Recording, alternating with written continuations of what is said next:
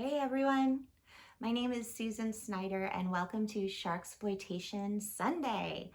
This is my very first video on my very first YouTube channel, so I assure you this is gonna suck. So be nice, be a little patient with me, I'm gonna get it. Oh, first of all, yeah, oh, glasses glare thing. I haven't yet figured that out. If anybody knows how to fix that so I can actually wear my glasses because I'm blind as a bat right now, go ahead and mention that in the comments. And while you're down there in the comments, maybe like and subscribe so I can start building this channel up and expose more people to the glory that is shark cinema. I actually wrote a book. It's called Encyclopedia Sharksploitanica. It came out last year, which was 2021. And it's a comprehensive guide to 85 of Sharksploitation's finest and not so finest movies. But don't let me fool you, I am a huge fan of this genre. I have a degree in marine biology, and so I know a little bit about what sharks do and don't do. So I can provide a little bit of insight on that for you if you really want to know. But I didn't ever get a job being a marine biologist. I'm an accountant now. So this is my way of recapturing my purpose, and I'm coming to you with all of these weekly reviews of shark movies so that you're informed, and sometimes so you don't actually have to watch these movies. Also, there's going to be bonus content that comes out during the week, probably on Wednesdays. And this week, we're going to tackle the haunting question, what is the worst shark movie ever made? What indeed? So anyway, come back and check me out on Wednesdays, and I will give you at least my answer to that question. And I would love to hear what your answers are in the comments of that video. So anyway, let's get to it.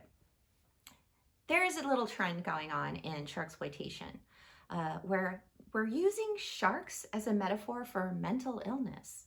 And if anybody's seen Fight Club, metaphors for mental illness can work out really well. But in this case, not so much. So we're going to talk about two of these, one being 2020's From the Depths, and the other being a brandy new one that just came out a couple weeks ago. This is March 12th of 2021, just came out a couple weeks ago, called Beneath the Surface. And I will give you a little spoiler alert. From the Depths is definitely the superior one of the two. But the other thing that really bothers me about these movies is the movie poster bamboozle. It's one of my pet peeves. It's when there's a movie poster and it looks like it's a shark movie. And it looks like there's blood and excitement and shark attacks. And then you actually watch it and you're like, what the fuck? I mean, it barely even touches anything to do with sharksploitation. So let me tell you what I'm talking about. Take this, for example, From the Depths. Great title, right? You've got blood in the water, check, check. You've got a great white shark, check. You've got a girl that looks like she's really fucking scared, check. I mean, you'd look at this movie poster and you're like, fuck yeah, I'm gonna watch this movie. It's never as what it seems with these kinds of movies. So I don't want to give the wrong impression. Like, this isn't a bad movie. This is definitely not one of the worst movies in sharksploitation. Trust me, we're going to get to those as we go along in the weeks to come. But it's not that good. It kind of wants to be good. It really wants to be good. Like it's motorboating good. Like it's making out with good. There's a little over the shirt action going on with good, but yet good will not ask it on a second date. There's just something just not impressive about it. And this is about a girl, Liz. She's having nightmares. And it turned out a year ago, she survived an actual shark attack that killed her sister, Peyton, and her boyfriend, Seth. Oh, shit, that sucks, right? Poor Liz. Well, she's going to therapy. She won't take the sleeping pills because she doesn't want to sleep and encounter her Sharky Kruger in her mind. And she's starting to hallucinate. So Liz is seeing great white sharks in her window and in her water glass. And the best of all is hallway sharks. Now, I don't know how much sleep I need to miss to actually see a hallway shark, but I'm gonna give it a go. I mean, that's the best part of this whole movie. Amazing. Imagine seeing a big fat great white shark coming at you down the hallway through the air. I mean, anyway, that's it for the good parts really of this movie, but moving on. So Liz has got a girlfriend named Roberta, and Liz ain't putting out. Roberta's getting frustrated. Roberta actually says to Liz at one point, she says, making sweet love will make the sharks go away. I wonder if that's true. Anyway, another thing that's going on with poor Liz as she's moving into like, is her sister and her boyfriend, which I told you before are dead, actually materialize as zombies. And it's very reminiscent of American Werewolf in London, where they're slowly decomposing each time they show up. But the makeup is so bad you don't even really notice. But I will say this, they're funny. They're the funniest parts of this movie. For some reason, I still haven't figured out why, but they're trying to get Liz to kill her girlfriend, Roberta. And then as the movie goes along, Liz is like starting to remember things, and she remembers that, oh wait, Peyton and Seth were fucking.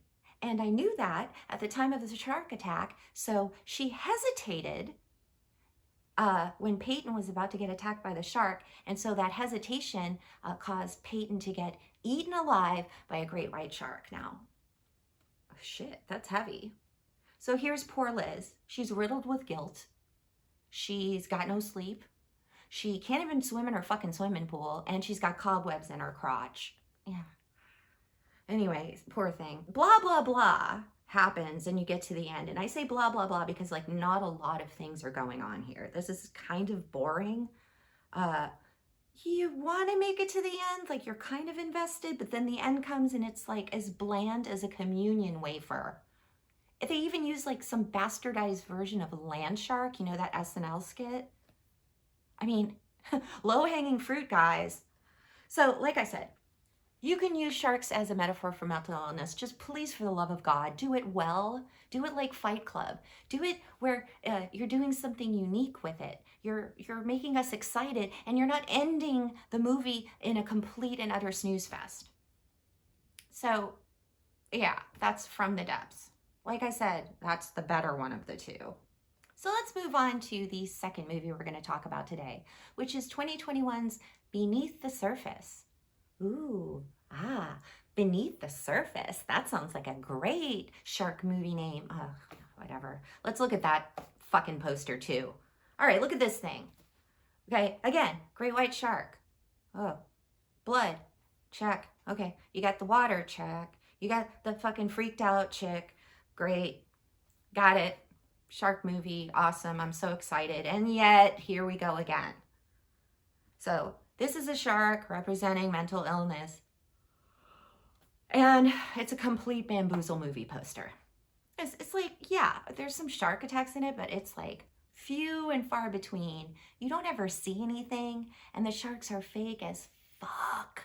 I mean, those huge carrot teeth that like bend as they're attacking people because they're so fucking plastic. It's like a Rubbermaid spatula. I mean, who are you fooling here? There's one scene where the shark actually attacks the star's sister's head. Yeah. And that looks like that would be awesome, but that's a still, folks. When it's actually put into motion in the movie, you don't see anything and it looks terrible. Anyway, it starts off okay. So there's people floating in the water. Like apparently something happened. You don't know what, like a shipwreck or something. And here's this girl, Lexi, and her sister, and they're floating her in the water, which is obviously a swimming pool because this is like a low budget. Not the lowest of the low, but pretty low. So don't get your expectations too high with any of these movies, really. But yeah, so they're screaming for their dad. Dad, where's Dad? Okay, Dad pops up. Dad promptly gets eaten by a great white. Like I said, it's fake looking, it's terrible, you hardly see anything. It's very confusing. Then it's flash forward to today. Lexi, who is played by a really terrible actress, probably still better than I would do, but not good. So she's traumatized. This apparently happened 3 months ago in South Africa.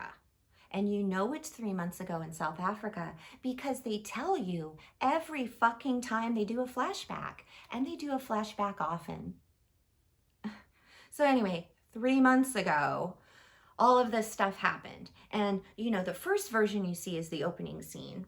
The second version you see, oh, you see a little more, like they're on a boat, they're drinking champagne, and it's ha ha ha ha ha ha ha ha and laughing. And like Lexi trips and she falls and she takes her sister and her dad into the water with her. Oh, tragic accident. Okay. Also, it's not like the sister dies and not the dad. Like, it's all very confusing. And every time you see a flashback, it's changing the story. So apparently this is to represent her coming out of her trauma and remembering in bits and pieces what happened that fateful night. And so she was blackout drunk, apparently. She was going to remember anything. It's coming back to her in pieces. Fine, whatever.